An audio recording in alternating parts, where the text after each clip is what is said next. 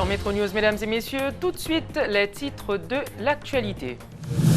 Publication mercredi par le président Jovenel Moïse dans le Moniteur de l'arrêté nommant les membres du nouveau cabinet ministériel.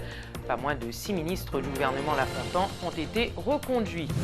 La séance de ratification de l'énoncé de politique générale du Premier ministre nommé pourrait se tenir ce week-end au Sénat de la République.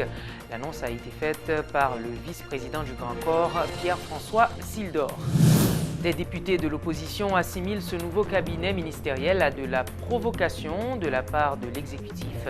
Ils souhaitent le retrait de l'arrêté nommant les ministres.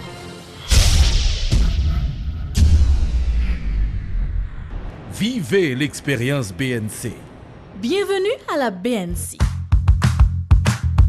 Votre Banque nationale de crédit met à votre disposition ProCrédit pour améliorer la productivité de votre petite ou moyenne entreprise.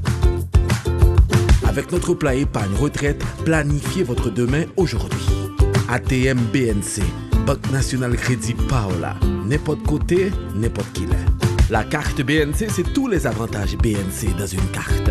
Kaipam, en fait, c'est Kaipao. Et l'argent cash, c'est la BNC à votre portable. BNC, l'expérience au service de toutes les générations.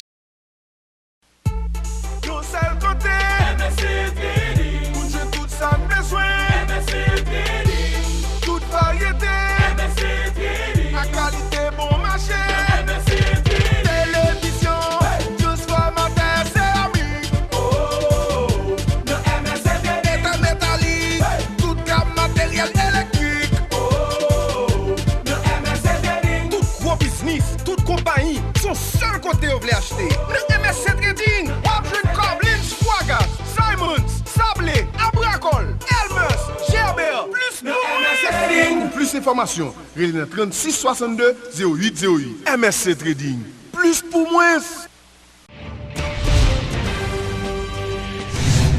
Le chef de l'État a publié mercredi dans le journal officiel Le Moniteur l'arrêté présidentiel nommant le cabinet ministériel du Premier ministre nommé Jean-Henri Séan. La ratification de la déclaration de politique générale est indispensable pour l'entrée en fonction du nouveau gouvernement. Voici les noms des personnalités qui composent ce nouveau gouvernement. Le citoyen Jean-Claude Pierre est nommé ministre de la Planification et de la Coopération externe. Le citoyen Bochit Edmond est nommé ministre des Affaires étrangères et des Cultes. Le citoyen Ronald Décembre est nommé ministre de l'Économie et des Finances. Le citoyen Jobert C. Engrand est nommé ministre de l'Agriculture, des Ressources naturelles et du Développement rural. Le citoyen Fritz Caillot est nommé ministre des Travaux publics, Transports et Communications. Le citoyen Ronel Gilles est nommé ministre du Commerce et de l'Industrie. Le citoyen Osner Richard est nommé ministre de l'Environnement. La citoyenne Marie-Christine Stéphansson est nommée ministre du Tourisme. Le citoyen Jean-Audi Ali est nommé ministre de la Justice et de la Sécurité publique. La citoyenne Mamata Irène Ternier est nommée ministre des Haïtiens vivant à l'étranger. Le citoyen Jean-Marie Reynaldo Brunet est nommé ministre de l'Intérieur et des collectivités territoriales. Le citoyen Pierre Agénor Cadet est nommé ministre de l'Éducation nationale et de la formation professionnelle. La citoyenne Elsie Gelin est nommée ministre des Affaires sociales et du Travail. La citoyenne Marie-Greta Roy Clément est nommée ministre de la Santé publique et de la Population. La citoyenne Evelyne Saint-Ville est nommée ministre à la condition féminine et des droits de la femme. Le citoyen Edwig Charles est nommé ministre de la Jeunesse et des Sports et de l'Action civique. Le citoyen Jean-Michel Lapin est nommé ministre de la Culture et de la Communication. Le citoyen Enol Joseph est nommé ministre de la Défense. Secrétaire d'État, le citoyen Gérald Auriol est nommé secrétaire d'État à l'intégration des personnes handicapées. Le citoyen Émile Brutus est nommé secrétaire d'État à l'alphabétisation. Le citoyen Ronsard Saint-Cyr est nommé secrétaire d'État à la sécurité publique. Le citoyen Eddie Jackson Alexis est nommé secrétaire d'État à la communication. Après la publication du cabinet ministériel, nous avons avec nous sur le plateau le porte-parole de la présidence, M. Lucien Jura. Bonsoir à tous les téléspectateurs et toutes les téléspectatrices, Laurence. Alors, ma première question, est-ce que le président a la garantie que le Parlement va voter la déclaration de politique générale du Premier ministre nommé? Ce n'est pas qu'une responsabilité du chef de l'État, c'est une responsabilité conjointe du chef de l'État et du Premier ministre nommé. Et à ce propos, le président de la République ne ménage aucun effort en ce qui le concerne. Et c'est le même cas de figure également pour le Premier ministre. Mais de là à vous dire à 100% qu'on est sûr de cela, mais non, c'est pas comme ça que ça se passe dans les coulisses. Le Parlement est quand même un pouvoir avec des tendances différentes. Disons mieux que tous les efforts sont mis en branle aujourd'hui pour qu'on arrive à franchir ce cap. D'accord. On prétend que le président ne veut pas de M. Séan comme Premier ministre. Qu'est-ce que vous pouvez nous dire à ce sujet? Aucun rapport avec la réalité. C'est un Premier ministre nommé qui, aujourd'hui, bénéficie de la confiance totale du chef de l'État et qui l'épaule à tous les points de vue. OK.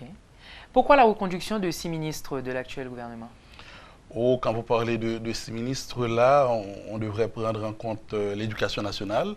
Si on le regarde de très près, c'est presque un constat unanime. C'est l'un des ministres à s'être défoncé le plus durant la première période, je dirais, du quinquennat du président Jovenel Moïse. Quand on regarde du côté du ministère des Travaux publics également, et si on fait un petit coup d'œil au niveau des ministères de l'Intérieur et de la Justice, ce sont 2 ministres nommés récemment qui n'avaient même pas eu le temps de montrer de quoi ils étaient capables, si vous voulez, et la santé comme ministère. Donc, ce sont des personnalités qui inspirent encore beaucoup de confiance au chef de l'État et qui a jugé bon de les reconduire. Et là-dessus, le Premier ministre nommé n'avait aucune objection non plus. Est-ce que le président n'arrive pas à trouver d'autres personnalités? Il y a plein de personnalités qui aspirent au poste de ministre, et les unes plus compétentes que les autres. Mais voyez-vous, quand on a la certitude d'avoir des personnalités à la fois compétentes, crédibles, disposées à servir, pourquoi aller chercher ailleurs? Très bien.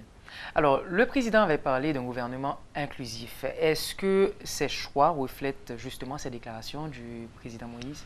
Ça va dépendre de l'angle d'observation, parce qu'aujourd'hui, quand on regarde la composition du gouvernement tel que publié hier, on va voir qu'il y a bien évidemment le PHTK qui est très bien représenté, le parti au pouvoir avec la place qu'il occupe également au niveau du Parlement. Il y a le parti politique Vérité qui est là, qui n'est pas du pouvoir quand même. Il y a Unité aussi, il y a le KID, il y a les partis alliés, si je puis dire, et à ne pas oublier non plus le parti Rémy Haïti. Donc, dépendant de la position dans laquelle on se trouve, comme je vous dis, on peut avoir des regards différents, mais c'est un gouvernement qui a accepté de faire une certaine ouverture sur d'autres partis qui ne sont pas forcément de la même tendance politique que le PHTK. Ma dernière question pour vous, M. Jura. Comment est l'ambiance au Palais national après les événements malheureux des 6 et 7 juillet dernier? Bon, il faut se rendre à l'évidence que depuis le 14 juillet dernier, il y a un gouvernement démissionnaire qui a quand même certaines limitations. Et vous savez que c'est par le creuset du gouvernement que toute la vision du président de la République se matérialise. Il y avait ce focus à la fois sur la rentrée des classes et sur la nécessité de mettre en place au plus vite un gouvernement. Aujourd'hui, beaucoup de pas ont été franchis. On est pratiquement presque au bout du tunnel, à ton envie de dire, en ce qui a trait à la mise en place du gouvernement, dont on attend l'installation et la prise de fonction effective pour redémarrer avec les grands chantiers tels que promis par le chef de l'État. Donc l'ambiance aujourd'hui, maintenant qu'on a tout mis, les projecteurs sont rivés sur le Parlement, le Sénat, tout d'abord qui devrait d'ici ce vendredi se pencher sur la déclaration, sur l'énoncé de déclaration de politique générale du Premier ministre. Après, ce sera au tour de la Chambre des députés. On espère au niveau du Palais national que le Parlement va ratifier cet énoncé de déclaration de politique générale pour que le président de la République puisse recommencer avec la matérialisation de sa vision. Voilà, c'est là où nous en sommes avec bien évidemment la rentrée scolaire qui est un sujet très préoccupant et beaucoup d'efforts ont été déployés en ce sens. Et jusqu'à présent, des efforts continuent à être déployés pour que tous les enfants puissent aller à l'école pour qu'on ait une très bonne année scolaire. Merci M. Jura d'avoir été avec nous à Nutri News. Le plaisir est mien et à chaque fois que vous nous accordez cette opportunité au niveau de la présidence, c'est une opportunité que vous nous accordez pour pouvoir faire le point pour vos téléspectateurs et vos auditeurs également. Et c'est l'occasion pour nous de dire à la population haïtienne qui regarde présentement que le président de la République essaie de tout mettre en œuvre pour que nous arrivions le plus rapidement possible à mettre en place le prochain gouvernement qui devra prendre charge et apporter des réponses concrètes aux différents problèmes exprimés dans un passé très récent. C'était donc avec nous M. Lucien Jura, porte-parole et conseiller de la présidence.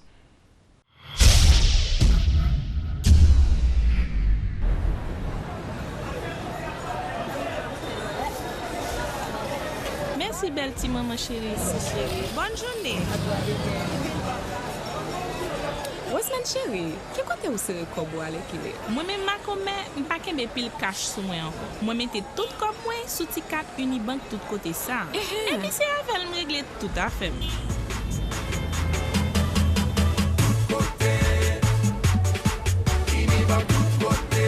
Hey, comme t'as pensé à le faire une tour? Ah, chérie. Pourquoi ouvert canet Unibank tout côté par ou ak 100 gouttes dépôt seulement? Mes amis, moi pense ça peut demander pile. Ma commère, pas petit temps. Parce que ouais, moi même journée jodi a, moi gagne 4000 gens ak n'importe l'autre client Unibank.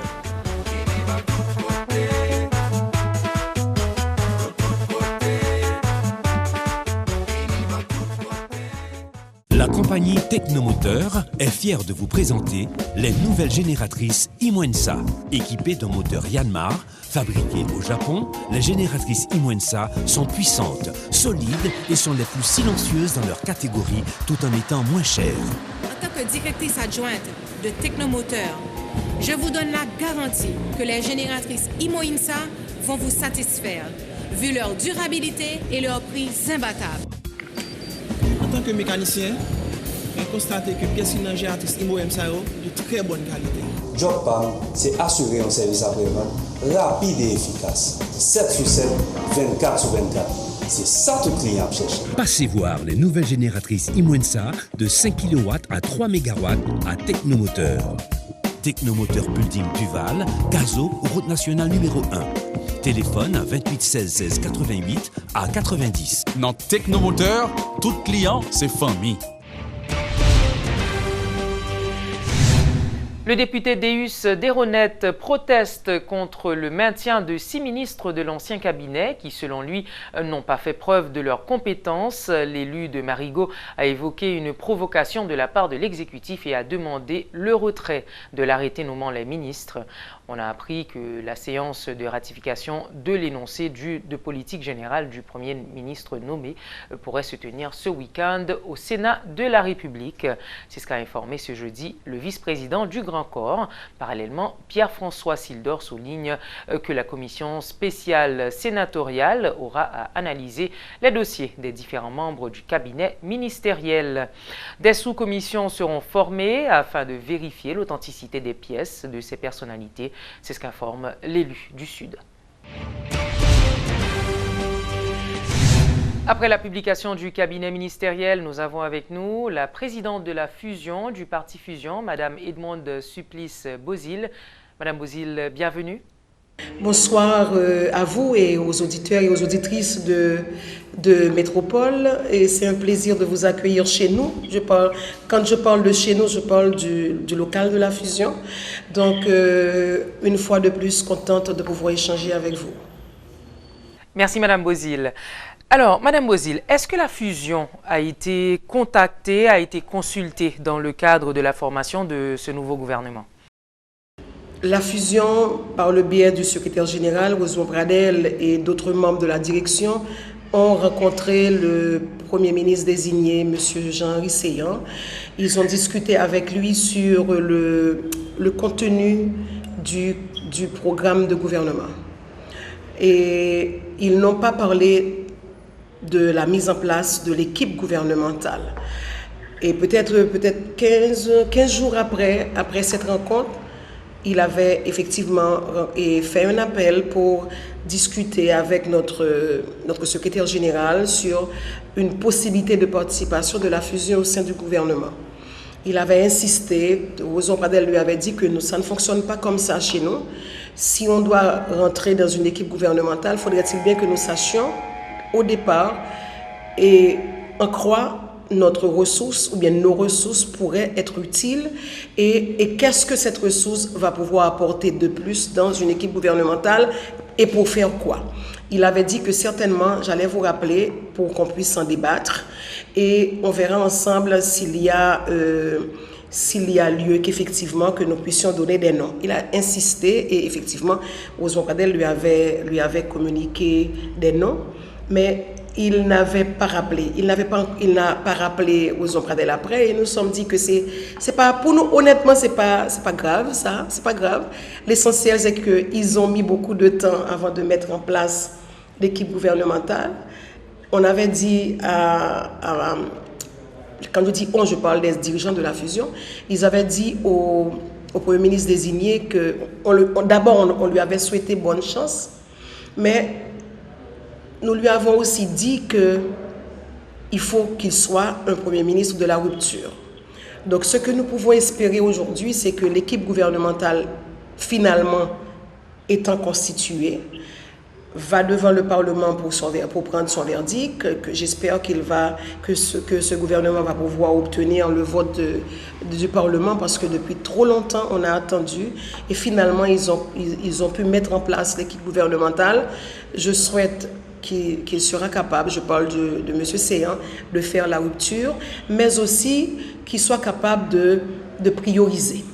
Donc c'est notre souhait, quand je parle de prioriser, je me dis aujourd'hui il faut pas 1000 priorités, il nous faut au moins une ou deux, parce qu'aujourd'hui le peuple haïtien a besoin d'avoir accès à l'emploi, le peuple haïtien a besoin de pouvoir manger au moins une fois par jour, voyer petit à l'école, payer caillou. Donc pour nous, c'est ce qui est plus important au sein de la fusion.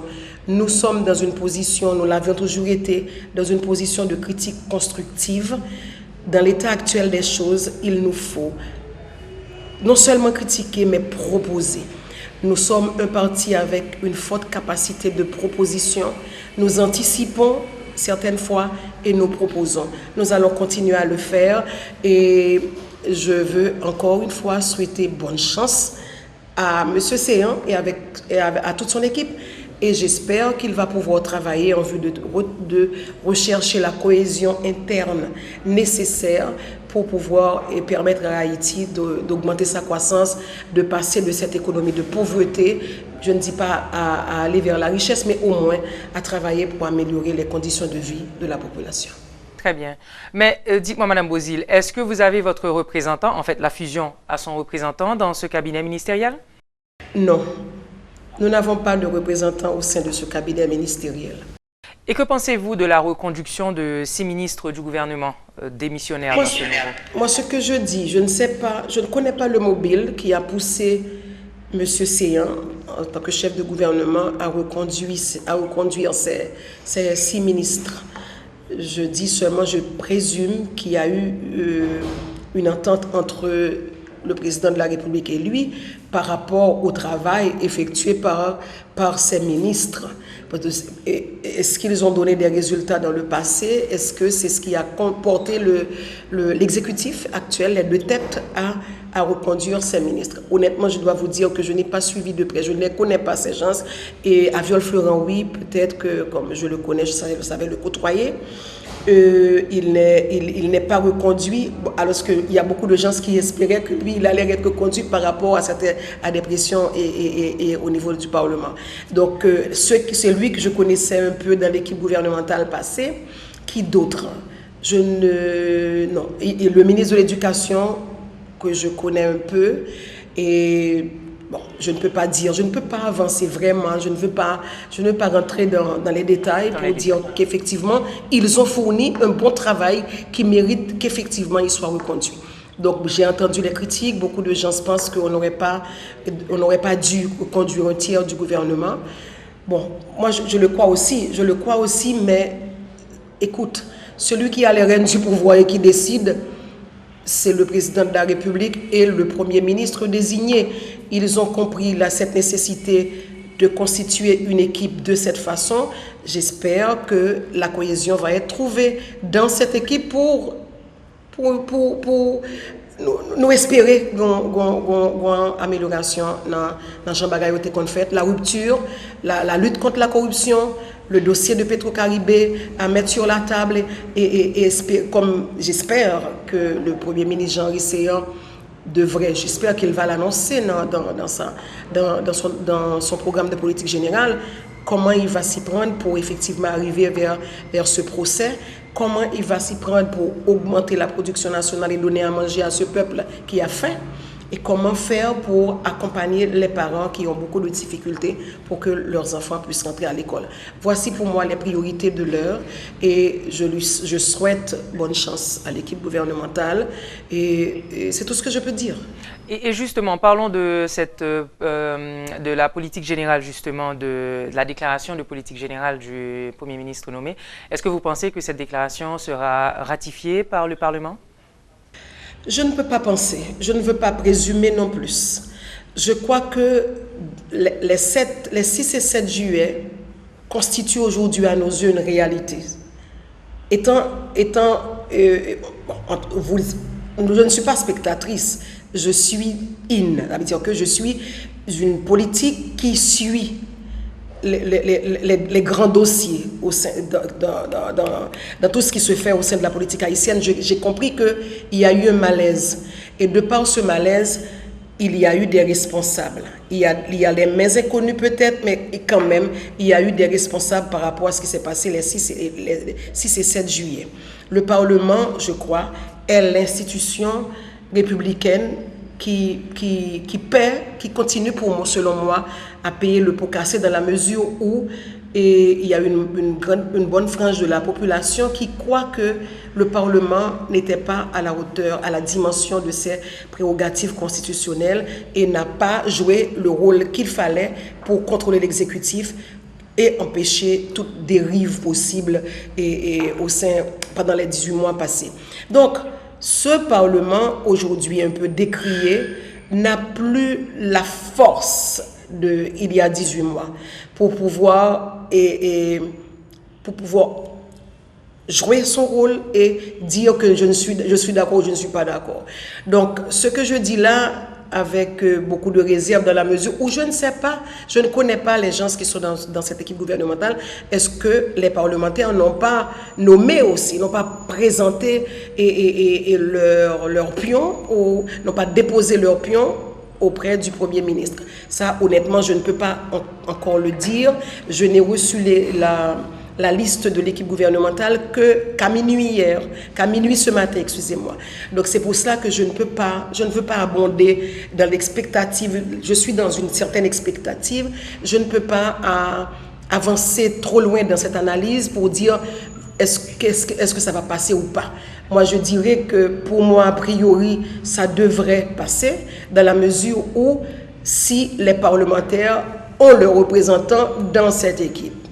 Deuxièmement, les parlementaires, j'aime toujours dire, c'est un poule qui tue toutes ceux qui ont vendu. Ça veut dire que ils éteignent le pouvoir, ils ont gagné. C'est eux-mêmes qui, malheureusement, éteignent tout pouvoir et toute capacité qu'ils ont gagné et j'ai en constitution indéfinie. Donc là, je m'absuis, m'abgarder.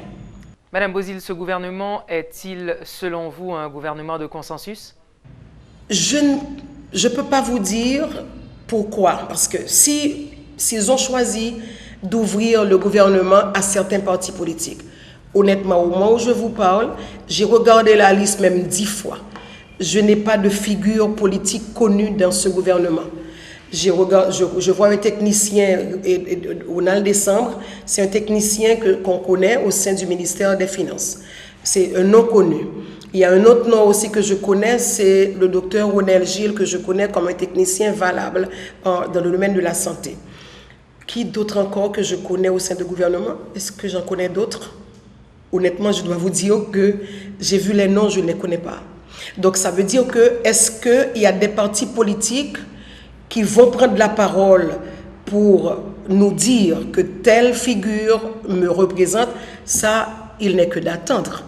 Il n'est que d'attendre que ce choix soit ratifié par le Parlement et puis finalement, nous allons être informés de quel parti politique est présent au sein de ce gouvernement. Nous connaissons les partis politiques présents au Parlement. Il y a OPL, il y a le KID, il y a Bouclier, il y a PHTK, il y a Vérité, il y a Unité, il y a Fusion. Je crois que ce sont des partis politiques connus. Si parmi les noms que je viens de citer là pour vous, il y en a qui sont membres de ce gouvernement, qu'ils le disent eux-mêmes, parce que je ne suis pas informée. Je vous remercie d'avoir été avec nous ce soir, Madame Bouzil.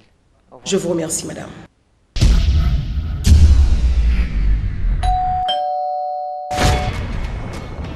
C'est moi qui travaille BUH à boss. Non, monsieur, je suis livreur. Waouh! Nouveau catapus BUH ça. Merci! Allons BUH ça. Depuis là, gros produit, c'est que c'est équipement qui fait gol. Oh oui, chérie, c'est ma nouvelle catapus. Yes. Qu'on a me sentir plus en sécurité. Cairo boss. Avec un service à la clientèle qui a une bonne stratégie, une nouvelle application mobile qui trace sous la balle et un Mastercard qui fait regarder belle goal, là où c'est client BUH ou déjà champion.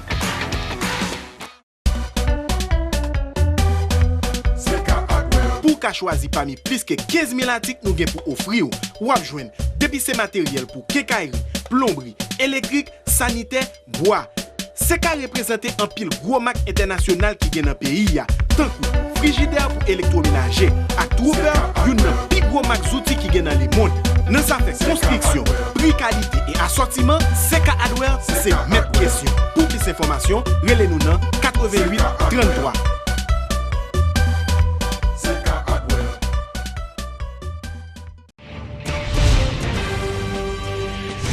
Les conseils d'administration des hôtels Marriott, NH El Rancho et Best Western ont démenti des déclarations de l'ex-président Michel Martelly sur l'utilisation des fonds Petro-Caribé dans le développement de leur entreprise.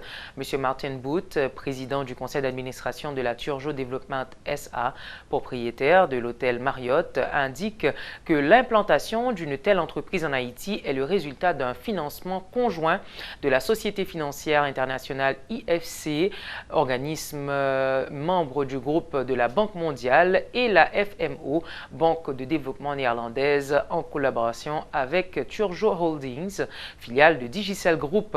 La construction de cet hôtel de standard international a donc mobilisé des capitaux exclusifs de ces investisseurs cités et qui ont eu foi dans le développement économique d'Haïti. La Turjo Development SA proteste énergiquement contre la déclaration de l'ancien président de la République, Michel-Joseph Martelly, qui par son comportement désinvolte met en péril un investissement de cette envergure dans un tel contexte, précise le communiqué. De plus, la Turjo Development SA regrette vivement que le dossier de l'utilisation des fonds Petro-Caribé soit minimisé à ce niveau, alors que le peuple haïtien est dans son droit le plus entier de réclamer des compte. M. Booth n'écarte pas la possibilité d'intenter des actions judiciaires contre tous ceux qui relaient de fausses informations pour entacher plutôt la réputation de la compagnie. De son côté, M. Réginald Boulos, président du conseil d'administration de la CIF, proteste de la manière la plus véhémente contre des déclarations empreintes de légèreté et d'irresponsabilité de la part d'un ancien chef de l'État qui se doit en toutes circonstances de se comporter en citoyen modèle. Il précise que l'hôtel NH El Rancho n'a jamais obtenu un centime des fonds de Petro-Caribé. L'entreprise exprime sa fierté du support de ses actionnaires et des institutions financières avec lesquelles elle travaille depuis de nombreuses années. En réaction, l'ex-président haïtien Michel Martelly regrette les incompréhensions provoquées par ses blagues sur les hôtels et les fonds de Petro-Caribé. Dans sa note de clarification de ce jeudi 6 septembre 2018, M. Martelly a assuré qu'il n'a aucun moment investi des fonds dans les hôtels Best Western, Marriott, NH El Rancho. Il est de notoriété publique que ces sociétés appartiennent pour la plupart à des multinationales et des investisseurs locaux locaux et étrangers connus et que l'État, le gouvernement haïtien et encore moins la famille présidentielle du quinquennat mai 2011-février 2016 ne détiennent aucun intérêt ni action dans ces dites sociétés. Encore une fois, nous tenons à rendre un hommage public à ces investisseurs qui ont non seulement par leurs investissements créé plusieurs milliers d'emplois directs et indirects, mais ont apporté un nouveau souffle à l'économie nationale et ont contribué à l'amélioration de l'image du pays. Il n'est un secret pour personne qu'à côté de ma carrière politique, j'ai une carrière artistique et qu'il se trouve que lors de mes prestations, je me plais souvent à faire appel à l'humour et à l'autodérision pour démystifier certains faits d'actualité et amuser le public. 72 plaintes reçues, 499 actes d'enquête réalisés, 85 enquêtes ouvertes et seulement 55 sont signées et expédiées au DGPNH. Ce sont les statistiques des travaux réalisés au cours du mois d'août par l'Inspection générale de la police nationale d'Haïti. En conférence de presse jeudi, le commissaire divisionnaire Jean-Claude Benjamin a réitéré l'engagement de l'institution policière à continuer à travailler au bien-être de la population. L'Association nationale des écoles de conduite tire la sonnette d'alarme lors d'un point de presse. Ce mardi, l'association a regretté que le gouvernement ne prenne pas en compte les doléances, notamment en ce qui a trait à la régularisation du secteur et plus spécifiquement aux problèmes de sécurité routière en Haïti. Joël Pierrillus, conseiller, et Pierre-Guy André, secrétaire général, en appellent aux autorités pour que les auto-écoles soient reconnues et soutenues à travers différentes mesures. L'association souhaite, 1, qu'un vaste mouvement de sensibilisation soit fait autour de l'éducation routière en passant par les auto-écoles. 2, qu'on cesse avec l'émission illégale et déloyale des permis de conduire. 3, que le service de la circulation reste et demeure un service technique et non politique, tout en comptant qu'il sera autonome. 4, que des prêts soient accordés à ces institutions pour répondre à leurs exigences. Que toutes les normes 5 de la circulation soient appliquées sans distinction aucune. 6. Que l'autorité de l'État soit rétablie à tous les niveaux. En font circulation côté que nous capables de l'autre société. Parce que circulation, li représente niveau civilisation. Son indice de développement que lié dans la société. Je dis à la nous tendez ou à le désigner Premier ministre.